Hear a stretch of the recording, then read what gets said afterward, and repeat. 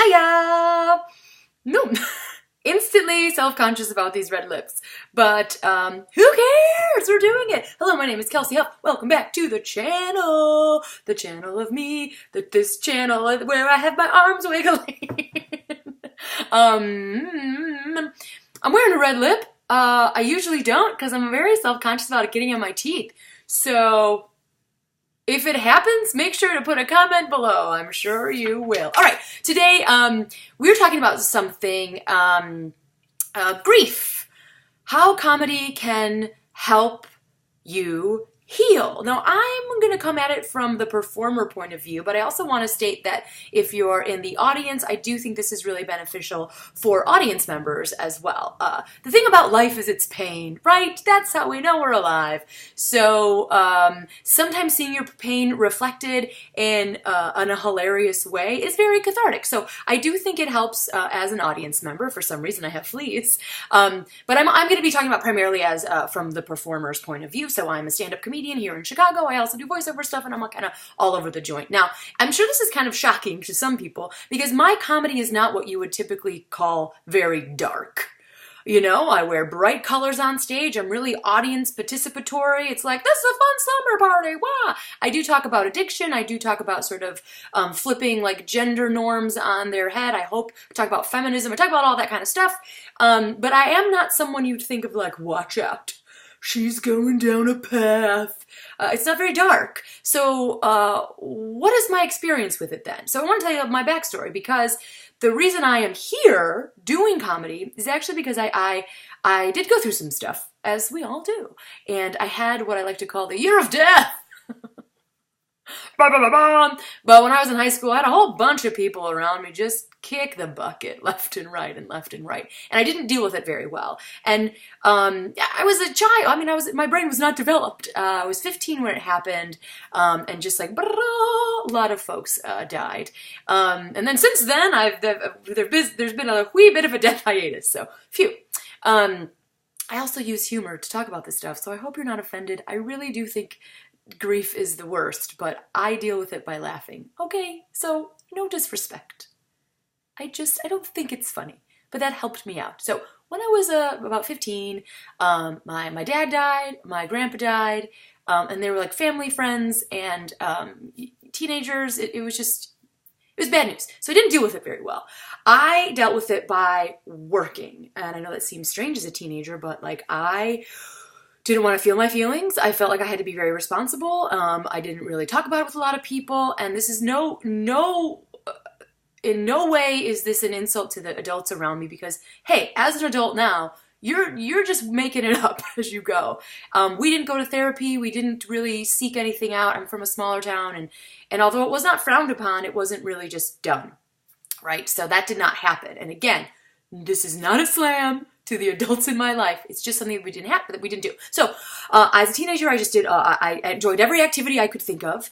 I did all the things just to like keep my mind busy. Just don't stay home. Just don't stay home with your thoughts. Just keep moving, keep moving. And so I did sports, which I've talked about before. Ooh. And then I got injured because I wasn't feeling feelings. I was just pushing my body and not listening. Ooh. But because of that, I went into like theater stuff. And I also took like voice lessons, and I started going more into the creative world. And when that happened, I started feeling my feelings because of these exercises we had to do. So the big sort of moment for me was I was at the Woodstock Opera House, hey, and I was doing a very silly play, and we had a director who made us do this exercise where we all kind of circled up, as you do, it's very tribal, and we all had to throw a tantrum on the floor. And that was just part of the exercise, leave it at the door, get it out, all that artistic hippie stuff. And as a teenager, I was like, cool. So I was in the circle and I started having this tantrum and I could not stop. Oh, all the stuff just was like, whoa, and I started pounding the ground, like bruising my forearm, just like weeping uncontrollably. And everyone was like, Boogie! Something's wrong. And I was like, I'm fine. They're like, clearly not. So because in these artistic creative ways that it taps into things that you and your everyday normal survival life sort of shove down.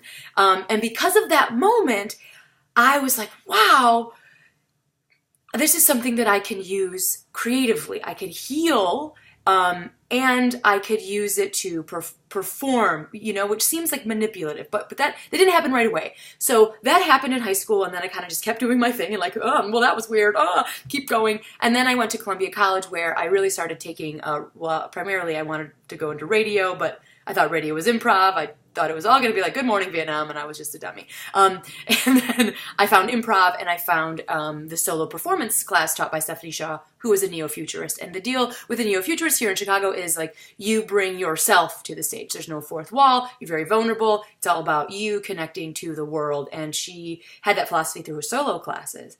And I started writing about stuff. At first, I tried to make it all funny, like I talked about facial hair. Then I was just like, oh, why's my hair why's my face so hairy? And I had like this whole like bit about tweezers, and she sat me down, and she's like, hey, this is funny, like props for the comedy, but it seems like you're avoiding something. And she said this, and I'll never forget it. She's like, you have to write past the hairy and get into the scary. And I was like, shut up. At first, I was like, whatever, I like jokes. But she was right. She was absolutely right. And so I went home to my apartment with thousands of people, because in college you just live with 17 people. And I locked myself up in a room, and I just started writing, and writing very personal stuff. And it wasn't necessarily a journal, because I knew I had to... I knew it had to be a story. I knew it had to arc. I had to perform it. So it was journal-esque, therapy-esque, but also with the idea of an audience. And changed my life, man. Changed my life. And I then, I was really interested about kind of getting into the goo of it all. And so I started doing solo performance stuff. And the goo, I have not... To be fully honest, I have not really transitioned that from my storytelling solo performance world into my stand-up world as of yet. And that is kind of my ultimate goal. But I think using comedy, writing, creativity, art to heal you as the creator and artist changed who I am. I mean, I could have been a real serial killer. Who knows? So I think there's something about art where if your child is interested in it, or if someone in your life wants to explore it, it doesn't necessarily mean they have to be a superstar. It can really help you in the therapeutic and just in being a human world. So next time you go to a stand-up comedy show and you're like, wow, that person's going through some stuff. They are! And I hope it makes you laugh. So thank you for sharing my story. Please, for letting me share my story. And then if you have a similar situation where if you're a performer or if you've been an audience member and you've been touched or,